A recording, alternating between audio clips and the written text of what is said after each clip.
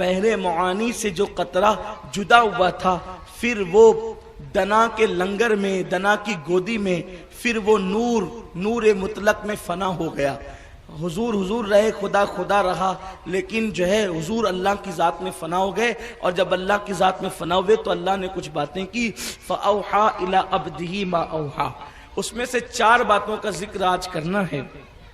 اللہ تعالیٰ نے محبوب کے کندھوں پر اپنے ہاتھ رکھے، دست قدرت رکھے، اور فرمایا محبوب یہ فرشتے جو آپس میں بحث کر رہے ہیں، لوگوں کو بحث کرنے کا بہت شوق ہوتا ہے نا، مسئلوں پر، مسائل پر بحث کرنے کا بہت شوق ہوتا ہے۔ آپ لوگ بھی بحث کرتے ہیں مسائل پر، ہوٹلوں پر جا کر کے بحث کرتے ہیں، کبھی گھروں میں بیٹھ کے بحث کرتے ہیں، لیکن مارے گھٹنا پھوٹے آنکھ والی بحث ہماری ہوتی ہے، کوئی کچھ کہہ رہا ہے، کوئی کچھ کہہ رہا ہے، اس طرح کی بحثیں ہوتی ہے۔ لیکن فرشتے بھی بحث کر رہے تھے۔ اگر علم ہو تو علم کے معاملے میں ڈیبیٹ ہونی چاہیے اور گفتگو ہونی چاہیے، لیکن اگر علم نہیں ہے تو خاموش رہنا بہتر ہے۔ کچھ لوگوں کو ٹی وی پر بھی بحث کرنے کا بڑا شوق ہے۔ آج کل اسلام کے مسائل کو لوگوں نے بحث کرنے کا ذریعہ سمجھ لیا ہے۔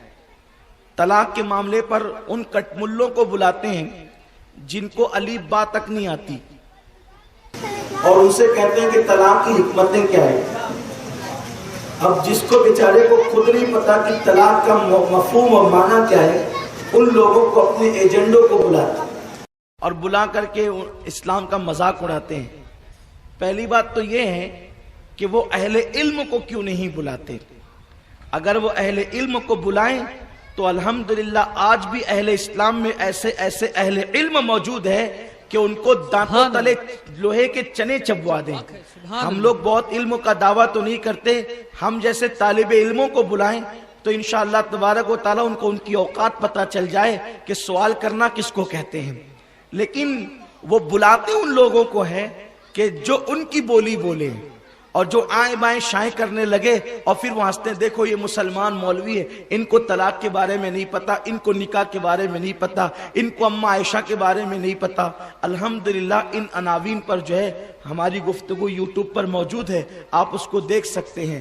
اور ٹی وی پر لاجواب ہونے والے مولویوں سے آپ کبھی جو ہے وہ اسلام کے حوالے سے بدگمان نہ ہوں۔ وہ ہر آدمی جس کے ساتھ مولوی کا اور مولانا کا ٹائٹل ہے، کوئی ضروری بھی کہ اس کو اس کا علم ہو؟ کوئی علم جو ہے وہ اللہ کی عطا سے آتا ہے، علم اللہ رب العزت کے کرم سے آتا ہے، علم جو ہے وہ فیضان نظر سے آتا ہے، علم جو ہے وہ محنت اور کاوشوں سے اور کوششوں سے آتا ہے۔ صرف داڑھی رکھنے سے اور خوبصورت ٹوپی پہننے سے تھوڑی کسی کو علم آ جاتا ہے۔ تو آج کل جو ہے وہ ہندوستانی میڈیا یہی کر رہا ہے، بلکہ ہندوستانی نہیں اور دوسری جگہوں پر بھی یہی ہو رہا ہے کہ ایسے سلگتے ہوئے مسائل پر کچھ لوگوں کو بلاتے ہیں جن کو لوگ مولوی مولانا کہتے ہیں، اور وہ آنے کے بعد لاجواب ہو جاتے ہیں، حالانکہ ان کو اتنا علم نہیں ہوتا۔ الحمدللہ بفضل تعالی گزشتہ دنوں ہماری جماعت کے بہت بڑے عالم دین محقق مسائل جدیدہ مفتی نظام الدین صاحب قبلہ مقدس اللہ العالی، آپ تشریف لے گئے اور ہائی کورٹ کے وکیلوں کے درمیان جب آپ نے طلاق کی حکمتوں کو بیان فرمایا تو وہ اش کرنے لگے کہ واقعی اسلام کے قانون کسے کہتے ہیں۔ لیکن ایسے لوگوں کو لوگ نہیں بلاتے، بلکہ ان لوگوں کو بلاتے ہیں جو ان کی بولی بولے۔ بہرحال میرا عنوان وہ نہیں ہے، تو عرض یہ کر رہا تھا لوگوں کو بحث بہت پسند ہے۔ فرشتے بھی 4000 سال سے بحث کر رہے تھے آپس میں۔ بحث ان کی یہ تھی کہ منجیات کیا ہیں، ان کی بحث یہ تھی درجات کیا ہیں، ان کی بحث یہ تھی کفارات کیا ہیں، ان کی بحث یہ تھی مہلکات کیا ہیں۔ یہ ان کی بحث تھی، آپ کے سب سر کے اوپر سے چلی گئی ہوگی۔ آپ ظاہر سی بات ہے، آپ جانتے ہیں کہ جس میں 4000 سال تک وہ فرشتے بحث کر رہے ہوں، تو اتنی آسانی سے تو جہاں فرشتے 4000 سال تک الجھے ہوں، اور آپ سوچیں کہ اتنی آسانی کے ساتھ 4 جملوں میں سمجھ میں آ جائے کفارات، منجیات، درجات، مہلکات یہ کیا ہیں، اہل علم تو سمجھ گئے ہوں گے، لیکن آپ پریشان نہیں ہوں، آپ کا خادم موجود ہے، اللہ کی توفیق سے اس پہ ہم گفتگو کریں گے۔ پہلے اچھا یہ چاروں سوال 4 فرشتوں نے کی، پہلے حدیث مکمل کر لوں، بات مکمل کر لوں، پھر آپ کی طرف آؤں۔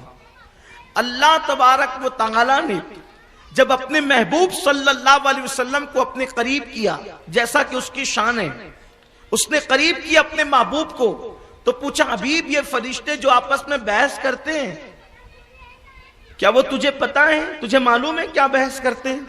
اللہ کے حبیب نے فرمایا کہ تو جانتا ہے میں نہیں جانتا، واللہ عالم، اللہ جانتا ہے میں نہیں جانتا۔ کب کہا؟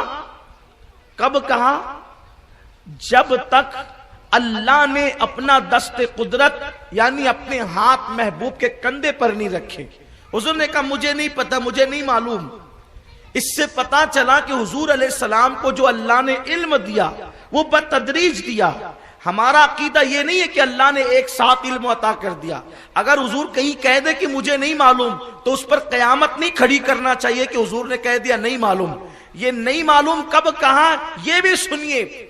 عرض کی اللہ تو جانتا ہے میں نہیں جانتا، یہ کیا بحث کر رہے ہیں؟ تو جب حضور نے کہا نا کہ اللہ میں نہیں جانتا یہ کیا بحث کر رہے ہیں، تو اللہ تعالیٰ نے اپنے دست قدرت اپنے محبوب کے کندھوں پہ رکھ دیے، اور اپنے دست قدرت جب محبوب کے کندھوں پہ رکھے، ان اللہ تعالیٰ یداؤ بین تدیا، اللہ نے اپنے دست قدرت اپنے محبوب کے کندھوں پہ رکھے۔ آقا فرماتے ہیں جب اللہ نے اپنے ہاتھوں کو میرے کندھوں پہ رکھا تو اس کی ٹھنڈک میں آج تک محسوس کر رہا ہوں اپنے سینے میں، اور اللہ رب العزت نے جب اپنے ہاتھ کو اپنے دست قدرت کو میرے کندھوں پہ رکھے، آقا فرماتے ہیں جو کچھ ہو چکا تھا وہ بھی مجھے معلوم ہو گیا، جو کچھ ہونے والا تھا وہ بھی مجھے معلوم ہو گیا۔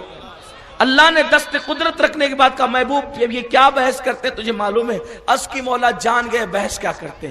اب وہ بحث کہاں ہو رہی تھی؟ بحث ہو رہی تھی دنیا میں، اس لیے کہ عرش کے نیچے ساری چیزیں دنیا ہے، آسمان بھی دنیا ہے۔ بحث کہاں ہو رہی تھی دنیا میں؟ حضور کہاں تھے؟ لامکاں پہ۔ ارے جب لامکاں پہ رہ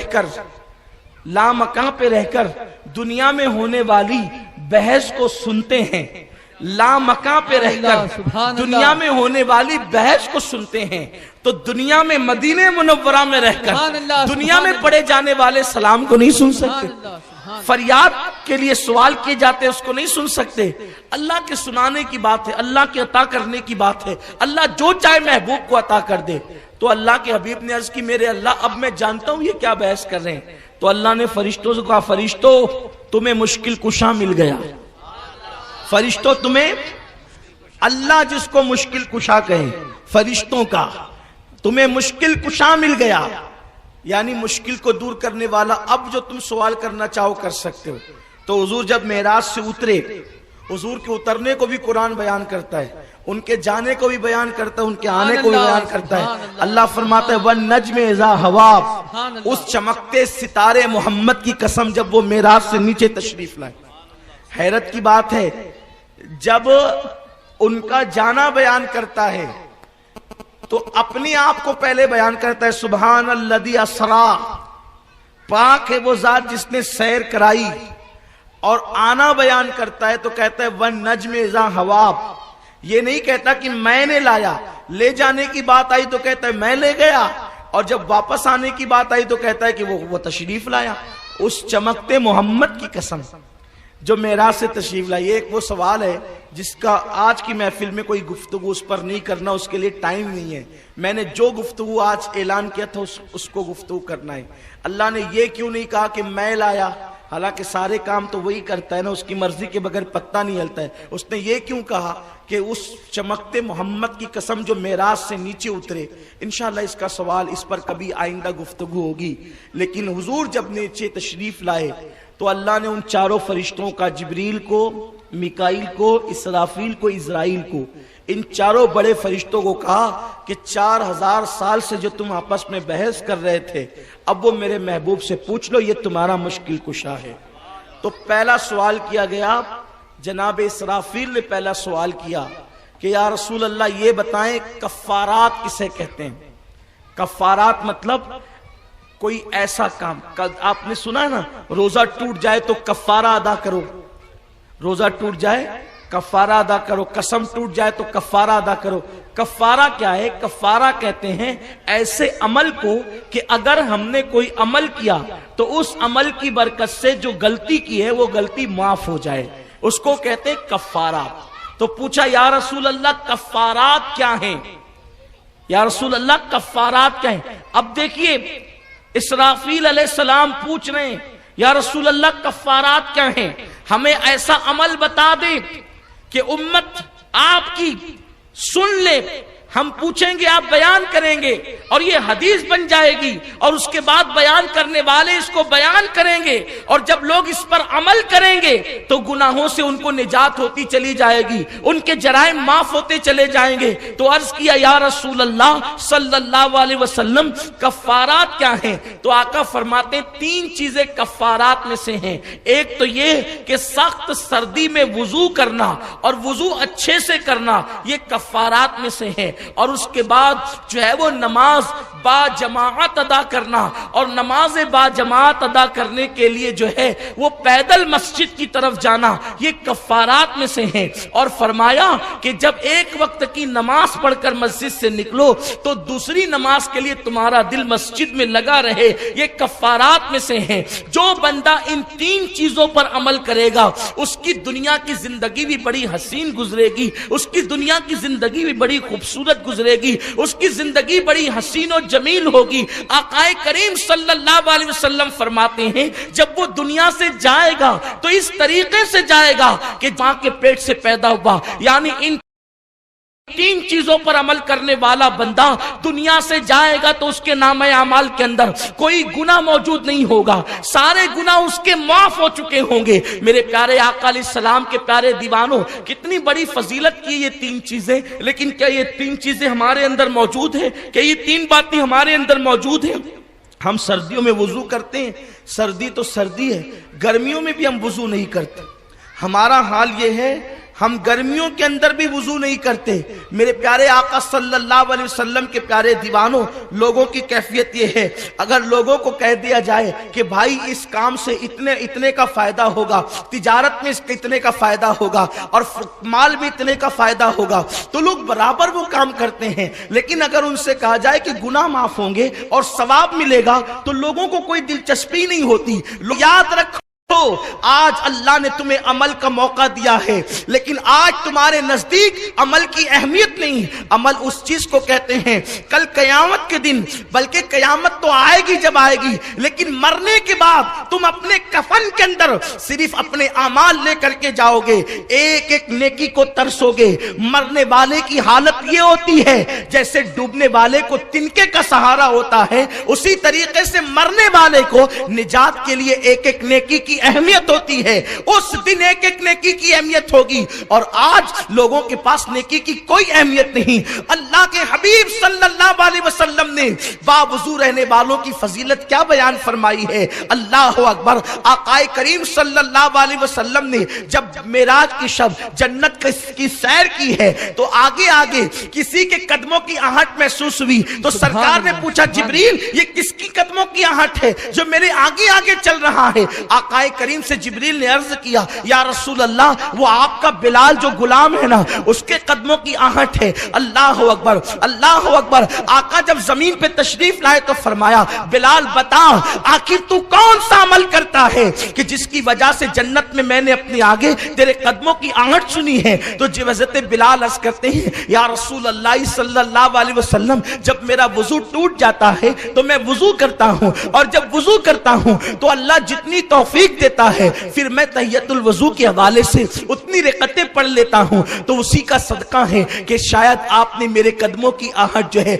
मेरा शायद वही अमल मकबूल है कि उसकी बरकतों से जो है जन्नत में मेरे कदमों की आहट सुनी गई है। मेरे आका सल्लल्लाहु अलैहि वसल्लम के दीवानों, अल्लाह के हबीब सल्लल्लाहु अलैहि वसल्लम फरमाते हैं जो हर वक्त बावजू रहने का आदी होगा फरिश्ते उसके दोस्त होंगे, मरेगा तो शहादत की मौत उसको मिलेगी। अगर बिस्तर पर भी मरे तो अल्लाह उसे शहादत عابد کا درجہ عطا فرمائے گا۔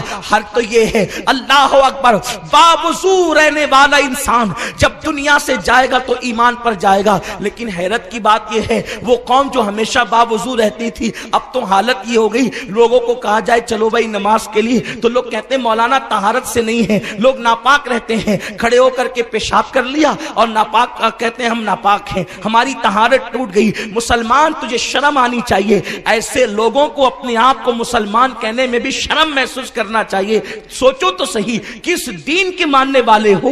اللہ کے حبیب صلی اللہ علیہ وسلم فرماتے ہیں صفائی طہارت آدھا ایمان ہے، جس مذہب کے اندر نصف ایمان ہو طہارت، پاکی آدھا ایمان ہو، اگر وہی قوم پاک نہ رہے گی تو پھر کون پاک رہے گا؟ میرے پیارے آقا علیہ السلام کے پیارے دیوانوں، اور آقا فرماتے ہیں سردی کے اندر جو وضو کا اہتمام کرے، اس لیے کہ ممکن ہے گرمی میں گرمی کی وجہ سے لوگ ٹھنڈک پہنچانے کے لیے چلو وضو کر لیں کہ ٹھنڈک بھی پہنچ جائے گی اور وضو بھی ہو جائے گا، لیکن سردی میں جب دل وضو کرنا نہ چاہیں، آقا فرماتے ہیں اس وقت جو اہتمام سے وضو کرے گا۔ ہم نے بہت سارے لوگوں کو دیکھا ہے آج مسلمانوں کو وضو کرنے کا طریقہ بھی نہیں آتا۔ میرے پیارے آقا علیہ السلام کے پیارے دیوانوں، اگر داڑھی ہے تو اس کو مسل کر کے دھونا چاہیے تاکہ بالوں کی جڑ تک کے جو ہے وہ پانی پہنچے۔ لوگ داڑھی رکھ لیتے ہیں لیکن مسئلہ معلوم نہیں ہوتا، ساری زندگی ان کا وضو ہی نہیں ہوتا، بلکہ وضو تو اپنی جگہ اللہ اکبر غسل بھی نہیں ہوتا اور پھر ناپاک ہی رہتے ہیں۔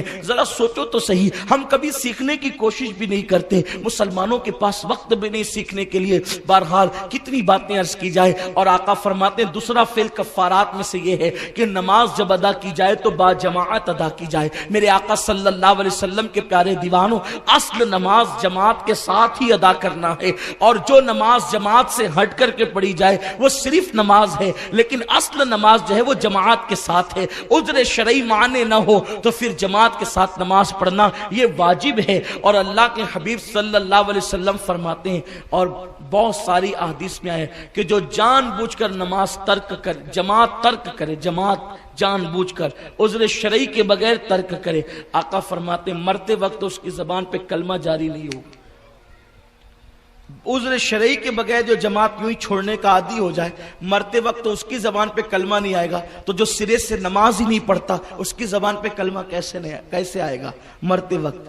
ہمیں دنیا سے مسلمان جانا ہے، ایمان پر جانا ہے، اور آقا علیہ السلام فرماتے ہیں تیسرا فعل یہ ہے، تیسرا عمل یہ ہے، ایک نماز ہو گئی تو اس نماز کے بعد پھر تمہارا دل مسجد میں لگا رہے۔ اس کا کیا مطلب؟ نماز ہونے کے بعد دل مسجد میں لگا رہنا، یعنی ایک ظہر پڑھ لی تو اب دل میں یہ بار بار شوق رہے کہ کب عصر کی اذان ہوگی اور میں عصر کے لیے مسجد جاؤں گا۔ مسلمان کو کرکٹ کی طرف تو دل لگا رہتا ہے مسلمانوں کا، فلموں اور سیریلوں کی طرف تو دل لگا رہتا ہے، کیا مسجدوں کی طرف بھی دل لگا رہتا ہے؟ گھروں کی طرف تو دل لگا رہتا ہے، گناہوں کی طرف تو دل لگا رہتا ہے، کیرم کلبوں کی طرف تو دل لگا رہتا ہے، کیا کبھی اللہ کے گھر کی طرف بھی دل لگا رہتا ہے؟ جس کا دل مسجد میں لگا رہے اس کے لیے تو ایک فضیلت اور بھی میرے آقا نے بیان فرمائی کہ جو مسجد سے نکلے اور اس کا دل مسجد میں لگا رہے، کل قیامت کے دن اللہ اس کو عرش کا سایہ عطا فرمائے گا، اور جس کو عرش کا سایہ ملے گا قیامت کا دن 50,000 سال کا ہوگا، وہ قیامت کا دن 50,000 سال کا دن اس کے لیے صرف ظہر کی 4 رکعت کے برابر ہوگا۔ اس لیے مسجد میں دل لگا رہنے کا مطلب کیا ہے؟ دیکھو ہمارے شہر میں ٹرین تو نہیں ہے نا، لیکن ہمیں اگر ٹرین سے سفر کرنا ہے تو ہمیں عام طور پہ منماڑ جانا ہوتا ہے، تو ہمیں ٹرین ہے 10 بجے کی، اس لیے ہم نے 8 بجے گھر سے نکلنا ہوتا ہے، کیونکہ 1 گھنٹہ پونا گھنٹہ تو اسٹیشن پہنچنے میں لگ جاتا ہے۔ 10 بجے کی ٹرین ہے اور ہم نکلے 8 بجے گھر سے، درمیان میں 1 گھنٹہ تھا، 9 بجے تک پہنچ جائیں گے، پھر وہاں سے بس اسٹاپ سے اسٹیشن جائیں گے۔ ایسے میں کوئی بہت پرانا دوست مل گیا اور برسوں بعد ملا، ارے ماشاءاللہ کہاں جا رہے؟ آئیے آئیے آئیے۔ وہ سوچے گا یا اللہ اگر اس کے ساتھ چائے پینے بیٹھے تو ٹرین چھوٹ جائے گی، صحیح ہے۔ اب اس سے محبت بھی ہے، اس سے پیار بھی ہے، اس سے الفت بھی ہے، برسوں کے بچھڑے ہوئے آج ملے، گلے مل رہے ہیں، لیکن دل دھک دھک کر رہا ہے کہ میری ٹرین کہیں چھوٹ نہ جائے۔ یہی تو ہے نا، میری ٹرین کہیں چھوٹ نہ جائے. چائے پیتا ہے, ارے یار بہت دنوں کے بعد ملے یار, کب کیا کہاں رہتے ہو آج کل, کیا کرتے ہو؟ ہاں نا بھائی یہ کرتا ہو, بار بار. یہ ایسا کیوں ہو رہا ہے؟ اس کا منہ نہیں دیکھ رہے ہیں جواب دیتے وقت, گھڑی دیکھ رہے ہیں, کبھی موبائل میں دیکھتے ہیں کبھی دیکھتے ہیں. کیوں؟ اس لیے کہ دل ٹرین سے لگا ہوا ہے نا. اس کو کہتے ہیں دل لگا ہونا. مسلمانوں یقین سے بتانا, اگر ایمان کی ذرہ برابر رمق ہے تو بتانا, کیا ایک نماز کے بعد کبھی ہم بھی بار بار گھڑی دیکھتے ہیں کہ کب اذان ہوگی, کب اذان ہوگی مسجد جائیں گے, کب اذان ہوگی مسجد جائیں گے؟ یہ کیفیت صحابہ کی تھی. ان کے ہاتھوں میں ہماری طرح گھڑی تو نہیں ہوتی تھی, لیکن ان کی کیفیت یہ ہوتی تھی کہ وہ لوگ بار بار کان مسجد کی طرف متوجہ کرتے تھے, کب اللہ کا منادی بلائے گا اور ہم اللہ کے گھر کی طرف جائیں گے. اولیاء اللہ کا یہی حال ہوتا تھا. بلکہ وہ اپنے گھر میں جب گھر بناتے تھے تو وہ گھر کی کھڑکی مسجد کی طرف کھولتے تھے, اس لیے کہ گھر کی کھڑکی مسجد کی طرف کھلے گی تو اذان کی آواز صاف صاف سنائی دے گی, اور جیسی اذان کی آواز آئے گی تو ہم فوری طور پر اللہ کے گھر کی طرف دوڑ پڑیں گے.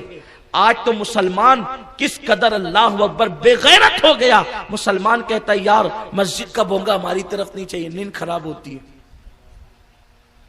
یہ حال ہے.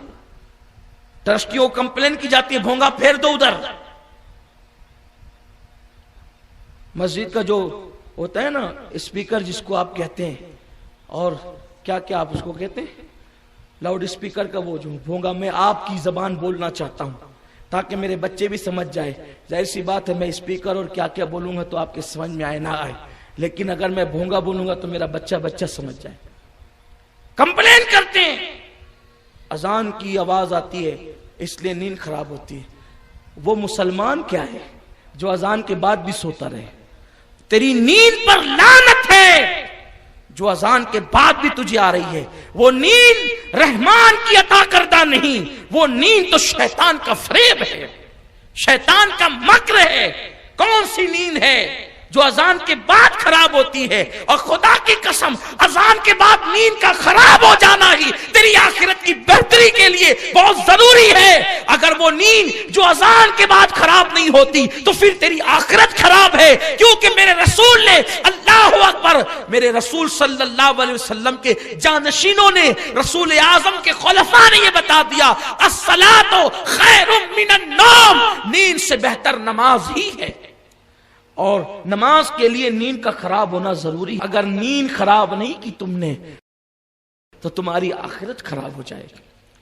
تو پوچھا اسرافیل نے کہ یا رسول اللہ کفارات کیا ہیں؟ تو آقا کریم صلی اللہ علیہ وسلم نے فرمایا کفارات یہ ہے کہ سردی میں بھی وضو بہت اہتمام سے کیا جائے, باوضو رہا ہے, اور سردی میں صحیح طور پہ وضو کیا جائے. اچھا ایک بات اور بتا دوں, ہم لوگ عام طور پر سردیوں میں ٹھنڈے گرم پانی سے وضو کرتے ہیں. اگرچہ سردیوں میں گرم پانی سے وضو کرنا جائز ہے, لیکن نوجوانوں کے لیے اور جو بیمار نہیں ان کے لیے افضل یہ ہے کہ وہ ٹھنڈے پانی سے ہی وضو کریں, کیونکہ میرے آقا فرماتے ہیں جس نے سخت سردی میں ٹھنڈے پانی سے وضو کیا, آقا کریم صلی اللہ علیہ وسلم فرماتے اللہ قیامت میں اس کو بے حساب جنت عطا فرمائے. بہت بڑی فضیلت ہے. اور جو ٹھنڈے پانی سے سردی میں وضو کرتا ہے تو وضو کے پانی کا ہر قطرہ اس کا آخری گناہ لے کر کے ٹپکتا ہے. تو اللہ کے حبیب صلی اللہ علیہ وسلم نے جو ہے وہ یہ 3 جواب دیے. اس کے بعد پھر پوچھا, اب دوسرے فرشتے نے پوچھا یا رسول اللہ منجیات کیا ہے,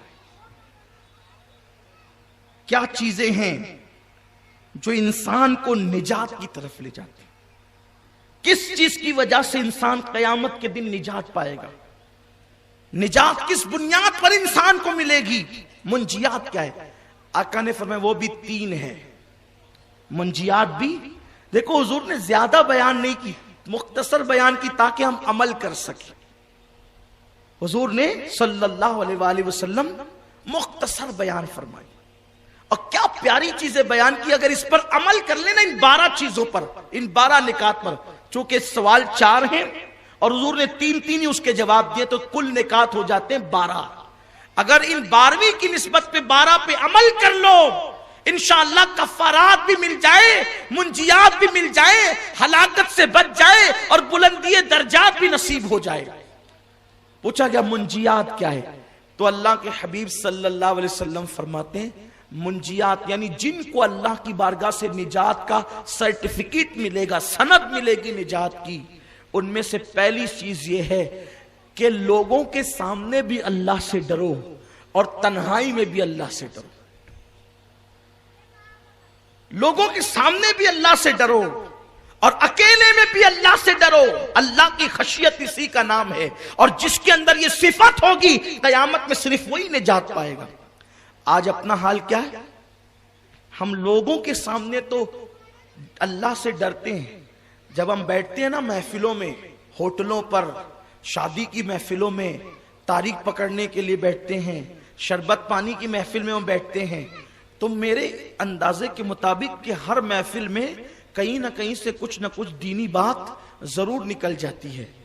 ظاہر سی بات ہے، مسلمان ہے، دیندار ہے، تو دینی بات تو نکلے گی۔ تو جب دینی بات نکلتی ہے تو میرے مسلمان بھائی ایسی دینی بات کرتے ہیں کہ مولوی بھی کیا کرے۔ ایسا لگتا ہے کہ اللہ کا ولی ہے یہ، لیکن اس کی تنہائی دیکھو تو ایسا لگتا ہے کہ یہ شیطان کا بھائی۔ الفاظ سخت ہو جائے تو برا نہیں مانے، کیونکہ قرآن نے ایسے الفاظ سے یاد کیا ان لوگوں کو جو تنہائی میں اللہ سے نہیں ڈرتے۔ شیطان کا ننگا ناچ دیکھنا ہے تو پھر مسلمان کی تنہائی دیکھ لو، اللہ ماشاءاللہ۔ انٹرنیٹ پہ وہ کیا کچھ نہیں کریں گے، پھر یہ دیکھ لیجیے۔ موبائل پہ وہ کیا کچھ نہیں کریں گے، یہ دیکھ لیجیے۔ لوگوں کے سامنے تو بڑے حاجی صاحب بنے، نمازی صاحب بنے، خشیت ہے، خوف ہے، لوگ دیکھ رہے ہیں تو نماز میں بھی بڑی ترتیب ہے، لیکن اگر اکیلے میں وہی نماز ہو رہی ہو تو پھر دیکھیے نماز کا کیا حال ہے۔ بلکہ اگر اکیلے ہو تو نماز پڑھے ہی نہ۔ اور حضور فرماتے یہ منافق کی علامت ہے کہ سب کے سامنے تو نیک عمل کرے اور تنہائی میں نہ کرے، یا سب کے سامنے اچھا عمل کرے اور تنہائی میں نہ کرے۔ سب دیکھ رہے ہو تو بیٹھ کر پانی پیا جائے گا، اور اگر کوئی نہ دیکھ رہا ہو اکیلے ہیں تب تو پھر کھڑے ہو کر کے پیئیں گے، بلکہ پانی نہیں پیئیں گے، پھر شراب بھی اترے گی حلق کے نیچے۔ کس کو دھوکہ دے رہے ہو؟ لوگ دیکھیں تو گناہ سے بچتا انسان، لیکن اللہ تو ہر جگہ دیکھ رہا ہے۔ ہوا معکم اینما کنتم، تم جہاں کہیں ہو اللہ تمہارے ساتھ ہے۔ نحن اقرب الیہ من حبل الورید ان اللہ کان علیکم رقیبا، اللہ تم پر کڑی نگرانی فرما رہا ہے۔ لوگوں کا حال یہ ہو گیا، لوگوں کے سامنے زکوٰۃ دیں گے، صدقات دیں گے، لیکن اکیلے میں سود کا کاروبار بھی کریں گے، بیاج کا کاروبار بھی کریں گے، رشوت کا معاملہ بھی کریں گے۔ دیکھو تو صحیح، کوئی دیکھے نہ دیکھے اللہ دیکھ رہا ہے، اللہ دیکھ رہا ہے۔ بلکہ اب تو لوگوں کا حال یہ ہو گیا کہ ایک مسلمان ہے دوسرے مسلمان کے خلاف ایسے لوگوں تک باتیں پہنچاتا ہے کہ اس کو نقصان پہنچے۔ اللہ کے رسول فرماتے نجات اس کی ہوگی جو لوگوں کے سامنے بھی اللہ سے ڈرے اور اکیلے میں بھی اللہ سے، تنہائی میں بھی۔ بس یہ تصور ہمیں رہنا چاہیے، تنہائی میں بھی اللہ ہمیں دیکھتا ہے اور اللہ سے ہمیں ڈرنا چاہیے۔ نجات پانے والی دوسری صفت آقا فرماتے، یہ سب معراج میں باتیں ہو رہی ہے، شب معراج باتیں ہو رہی ہے، اسی لیے میں نے اس کا تذکرہ چھیڑا ہے۔ اور ہم نے سوچا کہ بار بار جو باتیں عام طور پہ آپ سنتے ہیں ان سے ہٹ کر کچھ نئی باتیں آپ تک پہنچے، کیونکہ معراج میں یہ بھی ہوا ہے اور ہم اس پر عمل کریں تو نجات 3 لوگوں کو ملے گی۔ سب کے سامنے اللہ سے ڈرنے والا، تنہائی میں اللہ سے ڈرنے والا، اور دوسرا وہ بندہ، دوسری وہ صفت، اللہ اس کو دولت مند کرے تب بھی اور اللہ اس کو تنگ دست کرے تب بھی وہ درمیانہ چال چلے، میانہ روی اختیار کرے۔ اللہ کو میانہ روی بڑی پسند ہے۔ آپ دیکھتے ہوں گے کسی کے پاس تھوڑی سی دولت آتی ہے تو اس کے پیر زمین پہ نہیں ٹکتے۔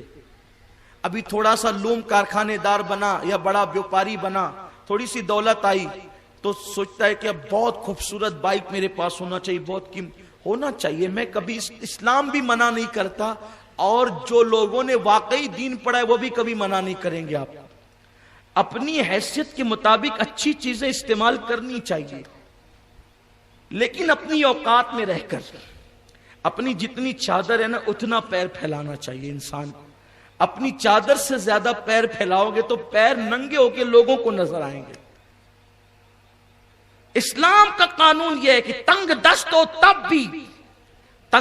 ہو تب بھی اور اللہ نے تمہیں مال دیا تب بھی درمیانی چال چلو. یعنی اس کو یوں سمجھو، اگر آپ 50 لاکھ کی گاڑی استعمال کر سکتے ہیں تو آپ 20 کی کریں، کیونکہ اللہ نہ کرے کبھی آپ تنگ دست ہو جائیں تو بھی 20 کی آپ کی کیپیسٹی رہیں گی، کیونکہ آج آپ کی 50 کی ہے نا تو 20 کی رہیں گی. تو آپ حضرات ایسی راہ چلیں کہ پھر تنگ دستی میں لوگ یہ نہ کہیں کہ اپنی اوقات پر آ گیا. 4 دن کی چاندنی تھی اور پھر اندھیرا ہی اندھیرا آ گیا. میانہ چال چلو، درمیانی راہ چلو. عید پر لوگ 20 جوڑے سلاتے ہیں، اسلام نے کبھی منع نہیں کیا، لیکن 20 سلاتے ہیں. میانہ روی اختیار کر تاکہ کبھی تنگ دستی آئے تو تجھے اپنی تنگ دستی کا احساس نہ ہو.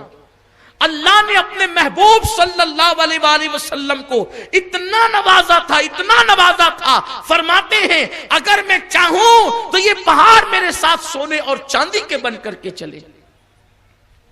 لیکن اس کے باوجود شان یہ تھی کہ پیٹ پہ پتھر باندھتے تھے. کیوں؟ اس لیے کہ امت کو تعلیم دینا تھا. ایسے رہو کہ تمہاری زندگی اچھے سے نپ جائے، اچھے سے رہے. تو تنگ دستی میں بھی میانہ روی اختیار کرو. میانہ روی اللہ تعالیٰ کو بہت پسند ہے. تنگ دستی ہو یا مالداری ہو، درمیان کی راہ چلو. اللہ کو اعتدال بہت پسند ہے، اعتدال کی راہ. اسی لیے حضور علیہ السلام کبھی کبھی اتنے مہنگے کپڑے پہنتے تھے کہ 27 اونٹ دے کر بھی ایک ڈریس خریدا، اور کبھی پیون والا بھی پہنا، تاکہ مالداروں کو بھی اپنی اوقات پتہ چل جائے کہ حضور 27 اونٹ دے کر بھی پہن سکتے ہیں، اور غریبوں کو بھی راہ مل جائے کہ پیون والا پہن کر ہمیں بھی راہ عطا فرما دیتے ہیں. تو درمیانی چال چلنی چاہیے. اگر آپ ہفتے میں 7 کتنے دن ہوتے ہیں؟ 7 دن ہوتے ہیں نا. اگر 7 دن اچھی کوالٹی کا پہنا کریں تو ایک دن کبھی پھٹا ہوا بھی پہن لیا کریں، کیونکہ اللہ نہ کرے اگر تنگ دستی آ گئی اور پھٹا ہوا پہنے تو لوگ یہ نہ کہیں کہ اپنی اوقات پر آ گیا.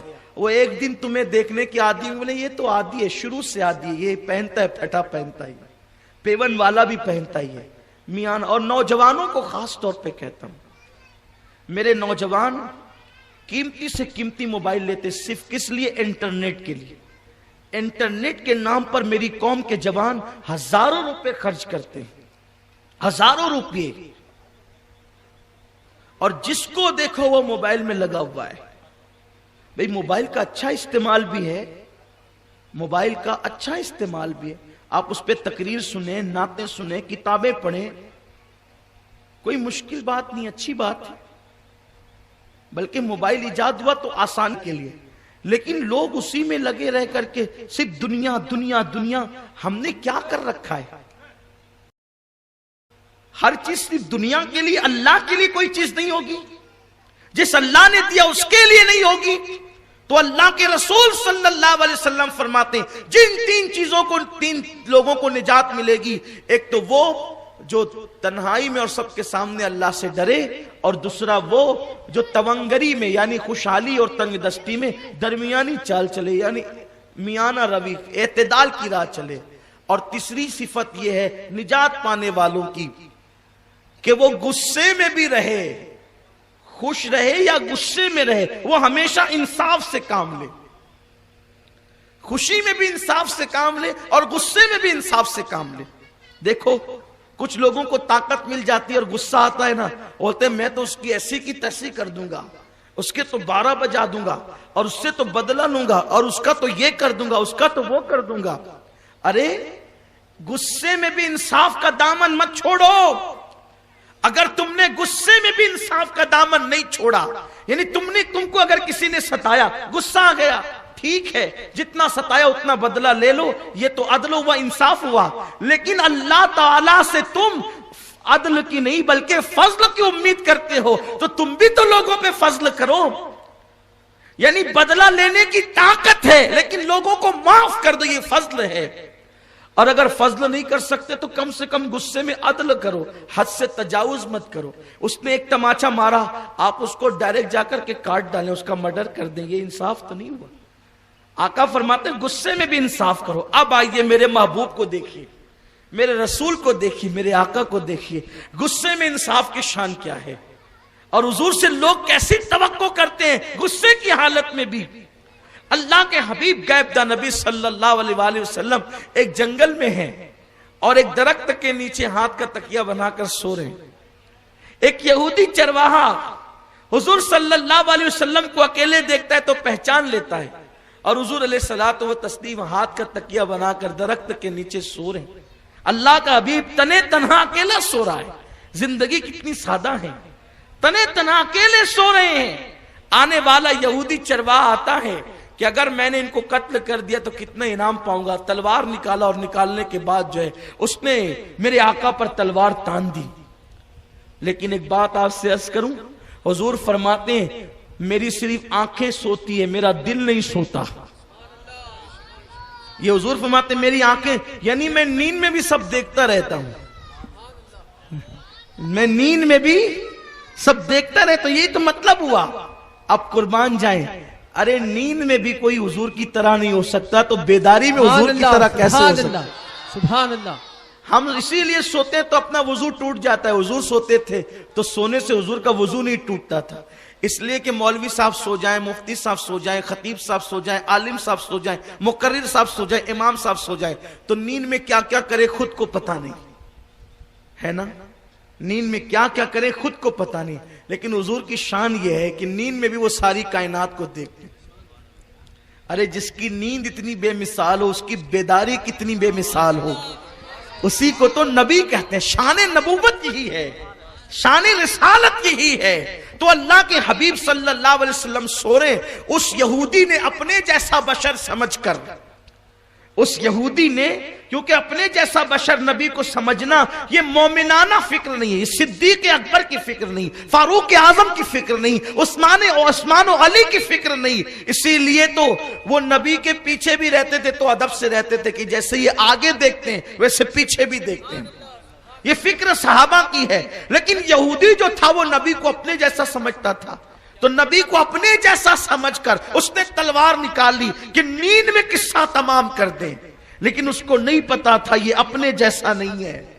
او یہودی، یہ اپنے جیسا نہیں ہے۔ اور یہودی نے جیسے تلوار نکالی نا تو حضور علیہ الصلوۃ والتسلیم نے آنکھیں کھولی۔ حضور کی آنکھ کیا کھلنی تھی، حضور کی آنکھ میں بھی وہ تاثیر تھی، وہ اثر تھا کہ آنکھیں کھلنی تھی، وہ روب کے اس کے ہاتھ کانپنے لگے۔ خدا کی قسم اپنی آستینیں چڑھتی ہیں تو لوگوں کے ہاتھ نہیں کانپتے، اس نبی کی آنکھوں میں کیا خدا نے تاثیر رکھی تھی، کسی کو دیکھ لے تو ہاتھ کانپنے لگے۔ اچھا دیکھنا بھی کیا دیکھنا ہے، کسی کو پیار سے دیکھیں، کسی کو پیار سے دیکھے تو تقدیر بدل دے، اور کسی کو غصے میں دیکھ لے تو اس کے ہاتھ کانپنے لگے۔ دیکھا ایک آنکھیں ہیں کتنے کام کرتی ہے، یہ حضور کی آنکھیں، حضور علیہ السلام کی آنکھیں۔ ارے ان آنکھوں کی شان کیا ہوگی جس نے خدا کو دیکھا ہے، جو خدا کو دیکھ لے اس آنکھ کی شان کیا ہوگی۔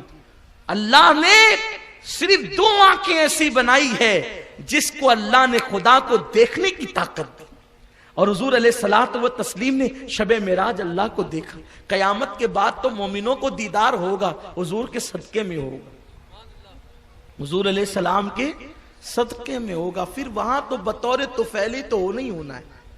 طفیلی اس لیے کہہ رہا ہوں، طفیلی سمجھتے ہیں یعنی طفیل میں آنے والوں کو، طفیل میں آنے والوں کو۔ جیسے ایک آدمی ہے، اس کی اوقات نہیں ہے، اس کی اوقات نہیں ہے کہ وہ وائٹ میں جا کر کے کھانا کھائے، ٹھیک ہے، اس کی اوقات میں وہ کبھی خواب بھی نہیں دیکھ سکتا اس طرح کا، اتنا ڈرتا ہے کہ وائٹ ہاؤس میں جا کر کے یا جا کر کے کھانا کھا سکے۔ لیکن ایک بہت بڑے آدمی کا نوکر جو ہو گیا تو جب وہ جائے گا نا تو اس کے پیچھے پیچھے یہ بھی چلا جائے گا۔ دعوت اس کی ہے، بولو دعوت اس کی ہے، لیکن کوئی اس کو روکے گا بھی نہیں، یعنی دعوت نہیں ہے مگر وہ بن دعوتی بھی نہیں ہے، کیوں؟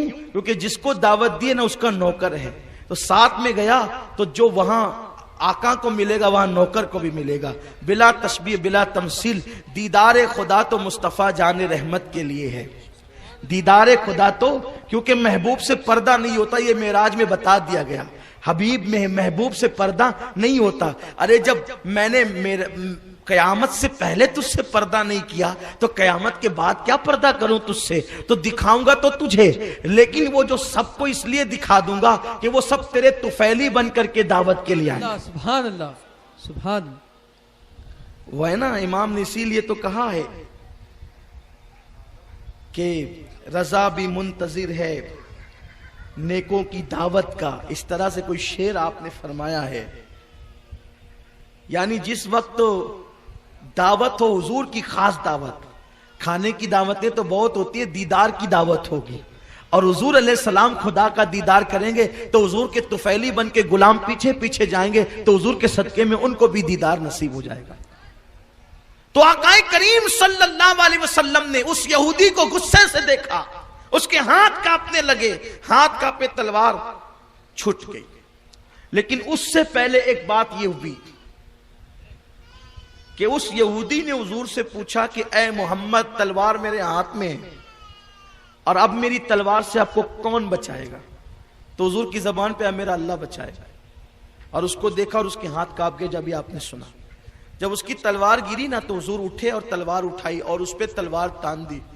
فرمایا اب بتا میری تلوار سے تجھے کون بچائے گا؟ تو اس نے کہا یا رسول اللہ آپ بڑے کریم ہیں, آپ کے سوا کون بچا سکتا؟ یعنی غصے کی حالت میں بھی انصاف سے کام. اس نے جتنی تلوار اٹھائی تھی اس حضور نے بھی اتنی اٹھا کر کے بس انصاف قائم رکھا. دیکھو یہ ہے. تو اللہ کے رسول صلی اللہ علیہ وسلم نے فرشتوں کو جواب دیا معراج کی شب, 3 چیزیں نجات کی طرف لے جائے گی. ایک تو اللہ رب العزت کی خشیت تنہائی میں اور سب کے سامنے. دوسرا تنگ دستی میں اور تونگری میں میانہ روی, اور غصے کی حالت میں بھی جو ہے انصاف سے کام لیا جائے. پھر اللہ کے حبیب صلی اللہ علیہ وسلم سے پوچھا گیا یا رسول اللہ درجات کی بلندی کیسے ہوگی؟ اللہ کی بارگاہ میں درجات بلند کیسے ہوں گے؟ تو حضور علیہ السلام نے فرمایا یہ بھی 3 باتوں سے درجات کی بلندی ہوگی. پہلے نمبر پہ کھانا کھلاؤ. آقا فرماتے ہیں کھانا کھلاؤ درجات بلند ہوں گے. شب معراج حضور فرشتوں کو جواب دے رہے ہیں, اور کب یہ ان مسائل پر فرشتے 4000 سال سے ڈسکس کر رہے تھے, بحث کر رہے تھے, ان کو جواب نہیں مل پا رہا تھا, اور حضور علیہ السلام ان کو یوں ہی جواب دے رہے ہیں کھانا کھلاؤ درجات بلند ہوں گے. اچھا حضور نے یہ نہیں فرمایا غریب کو کھلاؤ کہ امیر کو کھلاؤ. کھانا کھلانا پسند ہے, کھانا کھلاؤ, غریبوں کو کھلاؤ تو بھی درجات بلند ہوں گے, زیادہ بلند ہوں گے. امیروں کو کھلاؤ تو بھی بلند ہوں گے. اسی لیے ہم سنی بہانے ڈھونڈتے ہیں کھانا کھلانے کے. سبحان اللہ سبحان اللہ. امام جعفر کی 22ویں آ جائے تو کنڈے کی نیاز کر کے لوگوں کو کھانا کھلاتے ہیں, کیونکہ حضور نے فرمایا کھانا کھلاؤ تو درجات بلند ہوں گے. غریب نواز کی چھٹی آ جائے تو کھانا کھلاتے ہیں. بڑے پیر صاحب غوث پاک کی 11ویں آ جائے تو کھانا کھلاتے ہیں, درجات بلند ہوں گے. حضور نے فرمایا. اچھا بعض لوگوں کا موقف یہ ہے مولانا ایک کام کریں نا کہ یہ اٹھا کر کے 11ویں کے چھٹی کے 22ویں کے پیسے مدرسے میں بھیج دیں, بچوں کو کھلا دیں. میں کہتا ہوں انکار نہیں ہے, بالکل بچوں کو بھی کھلائیں, لیکن سب مدرسے میں ہی جائے گا کیا؟ مدرسوں کے علاوہ بھی تو کوئی دین ہے, مدرسوں کے سوا بھی تو دین ہے. اگر ہر چیز مدرسے کے بچوں کو دی جائے تو یہ قوم کے جو غریب لوگ ہیں ان کا کون پرسانے حال ہوگا؟ ہر غریب تھوڑی مدرسے میں ایڈمیشن لیتا ہے. میں ایسے لوگوں کو بھی جانتا ہوں کہ جن کے گھروں میں سال بھر تک کبھی پوریاں نہیں پکتی, جن بزرگوں نے بھی اس چیز کو رائج کیا پوریوں کو, اللہ ان پر رحمت فرمائے کہ کم از کم سال بھر جن غریبوں کو پوریاں نہیں ملتی ان کو امام جعفر صادق کے صدقے میں مل جاتی ہے. سال میں 1 مرتبہ. وہ کیسے کھاتے ہیں, کتنا خوش ہو کر کھاتے ہیں, یہ تو کھلانے والے جانتے ہیں. ہمیں پتا ہے جب ایک غریب آتا ہے تو وہ کتنی خوشی کے ساتھ بیٹھ کر کے کھاتا ہے. تو اللہ کے رسول نے فرمایا اگر تو اللہ کی بارگاہ میں اپنے درجات کی بلندی چاہتا ہے تو لوگوں کو کھانا کھلا. لیکن اب آپ کے ذہن میں ممکن ہے کچھ بچوں کے ذہن میں سوال آئے, کچھ ہمارے چھوکرے یہ سوچے, بچے سوچیں, کیونکہ بچوں کی عقل کم ہوتی ہے, چھوٹی ہوتی ہے, کہ ٹھیک ہے حضور نے تو کھانا کھلانے کے لیے کہا نا, پھر آپ فاتحہ اس پہ کیوں کرتے ہیں؟ میں کہتا ہوں فاتحہ اس لیے کرتے ہیں کہ حضور ہی نے فرمایا جس کھانے پہ قرآن پڑھ دیا جائے اس میں برکت ہو جاتی ہے. سبحان اللہ, سبحان اللہ. اس میں برکت ہو جاتی ہے. اسی لیے تو 1 کلو نیاز بنائے نا تو اس میں درجنوں لوگ کھاتے ہیں, تبرک کے طور پہ تقسیم کرتے ہوئے کھاتے. ٹھیک ہے, بڑی برکت ہو جاتی ہے. اور اللہ کے رسول نے دوسرا فائدہ بھی بتا دیا. ایک تو قرآن پڑھنے سے برکت ہوتی ہے, اور دوسرا فائدہ یہ ہوتا ہے کہ جس کھانے پر قرآن پڑھ لیا جائے پھر اس کھانے کو شیطان کبھی نہیں کھاتا. سبحان اللہ, سبحان اللہ, سبحان اللہ. تو چونکہ حضور نے فرمایا کہ لوگوں کو کھانا کھلاؤ تو ہم اس تصور کے ساتھ کھلاتے ہیں, یا رسول اللہ آپ نے کہا کھانا کھلاؤ تو ہم آپ کے وفادار مومنوں کو کھلائیں گے یا رسول اللہ, ہم اس کو اندر شیطان کو کھانے نہیں دیں گے. اور حضور نے کہا کہ جس کھانے پہ قرآن پڑھ لیا جائے, اٹھا کے دیکھیں حدیث ہے, صحیح ہے, سیاہ ستہ میں موجود ہے یہ حدیث, کہ جس کھانے پہ قرآن پڑھ لیا جاتا اس کو شیطان نہیں کھاتا.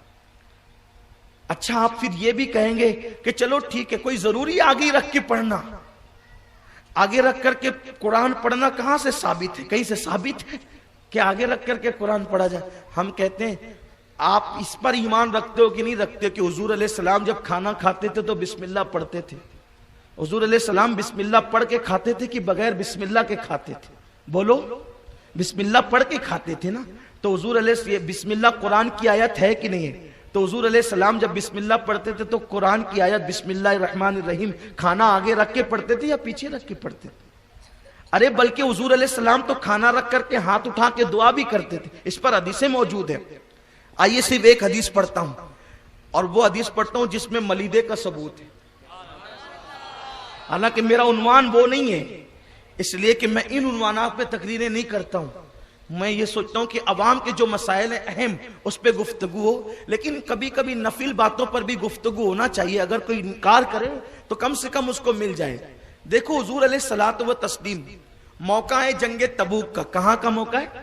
جنگ تبوک کا. تبوک کا موقع ہے. تبوک کے موقع پہ اللہ کے حبیب صلی اللہ علیہ وسلم کی بارگاہ میں صحابہ عرض کیا یا رسول اللہ بہت بھوک لگی, حضور کچھ نہیں ہے. سرکار نے فرمایا جس کے پاس جو ہے لے کر کے آؤ.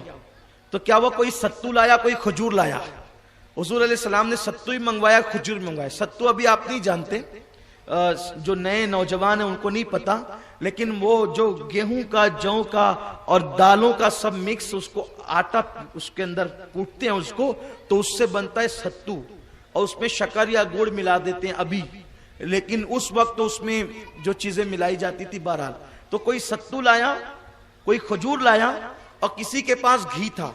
حضور صلی اللہ علیہ وسلم نے کیا کیا, سب کو مسل لیا, اور مسل کر اس میں گھی ملایا, اور گھی ملا کر ہاتھ اٹھا کے دعا کی اللہ اس میں برکت عطا فرما.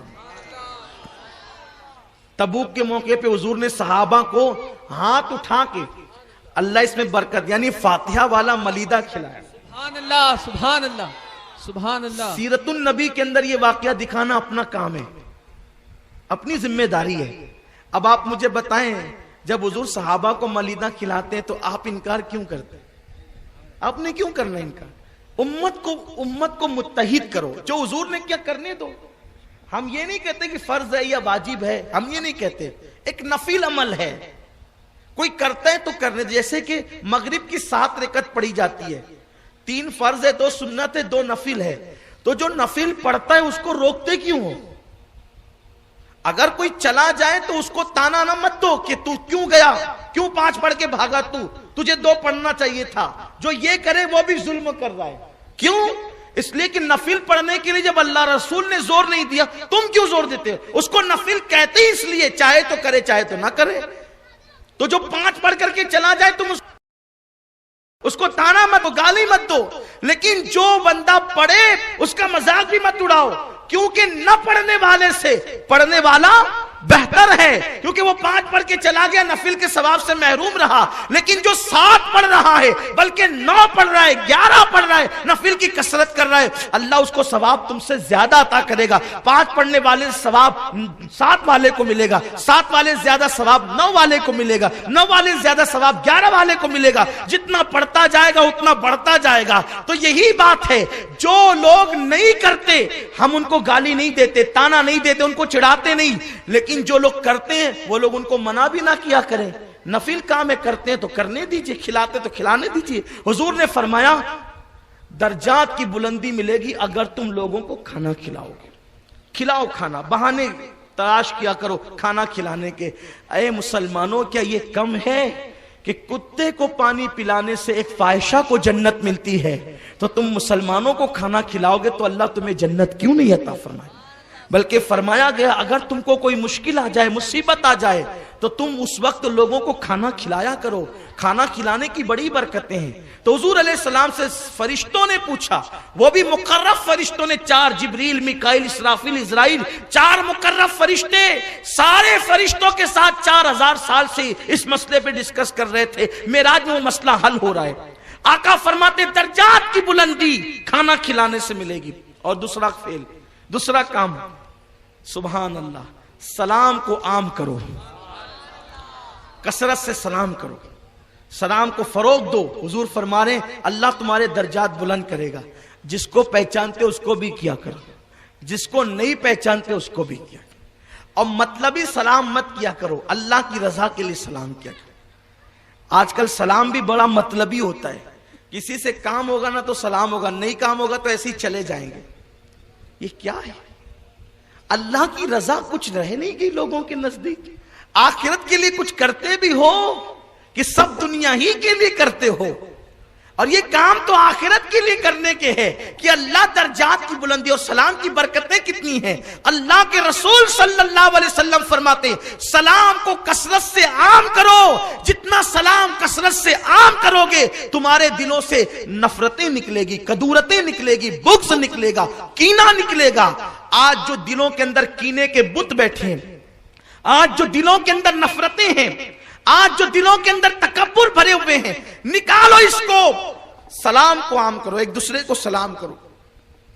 اگر کوئی تم کو نہیں, اچھا ہم کیا کہتے ہیں, وہ فلاں مجھے سلام نہیں کرتا. اللہ کے بندے وہ نہیں کرتا تو تم کر دو نا, آپ کو کرنے میں کیا جاتا ہے. صحابہ کہتے ہیں ہم حضور علیہ السلام کو سلام کرنے کی کوشش کرتے تھے, لیکن حضور علیہ السلام نے کبھی ہمیں موقع نہیں دیا کہ حضور علیہ الصلوۃ و تسلیم صحابہ کو سلام کرنے کا موقع دیں. حضور جب بھی رستے میں ملتے تھے پہلے حضور خود سلام کرتے, بلکہ حضور بچوں کو بھی سلام کرتے, چھوٹے چھوٹے بچوں کو حضور خود سے سلام کرتے تھے. اچھا جب ہم فون پہ بات کرتے ہیں, دوسروں سے بات کریں گے تو سلام کریں گے, بیوی کا فون آ جائے تو سلام نہیں کرتے, شرماتے ہیں. اس کو کیوں سلام کریں, وہ تو ہماری بیوی ہے. کیوں؟ سلام کا مطلب کیا, کوئی غلامی ہے؟ سلام کا مطلب ہے اللہ تجھے سلامت رکھے. بیوی کی سلامتی نہیں چاہتے ہو تو پھر کس کے حق میں مخلص ہیں آپ؟ ارے وہ سلامت رہے گی تو آپ کا گھر سلامت رہے گا. گھر میں جاتے ہیں تو بیوی کو سلام کرنے میں شرماتے ہیں. اچھا پھر کہتے تو نے سلام نہیں کی, اس کا مطلب یہ ہے کہ ہمیشہ چھوٹے بڑوں کو ہی سلام کرتے رہے, بڑے نہیں سلام کرے. ارے رسول اللہ سے بڑھ کر بھی کوئی بڑا ہوگا, حضور سے بڑھ, ارے حضور تو حضور ہے, خدا کی قسم اللہ سے بڑا بھی کوئی ہے, اللہ سے بڑا بھی کوئی ہے.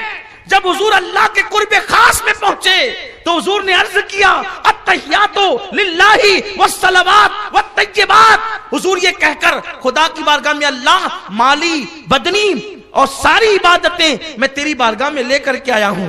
تو اللہ نے محبوب کو خود سے سلام کیا, السلام علیک ایھا النبی. سبحان اللہ. ارے سلام کرنا تو اللہ کی سنت بھی ہے. اللہ نے محبوب کو سلام کیا, السلام علیک ایھا النبی. اس کا ترجمہ کیا ہوتا ہے, یا نبی سلام علیکہ. سبحان اللہ. سبحان اللہ. اس کا مطلب یا نبی سلام علیکہ کہنا یہ اللہ کی سنت ہے. اللہ نے کہا السلام علیکہ. اچھا ٹائم ہو گیا, ٹھیک, بس آخری جملے پہ ختم. السلام علیکہ ایھا النبی, اے نبی آپ پہ سلام. حضور علیہ السلام نے کیا جواب دیا؟ اب اللہ کو سلام کا جواب نہیں دے سکتے نا, وعلیکم السلام نہیں کہہ سکتے کیونکہ وہ تو خود السلام ہے، یعنی سلامت رہنے کی دعا دینے کو کہتے ہیں سلام کا جواب دینا، وہ تو خود ہی سلام ہے، اس نے سب کو سلامت رکھا ہے۔ تو حضور نے جواب میں کیا دیا، دیکھو ادب، السلام علینا، السلام علینا وعلی عباد اللہ الصالحین۔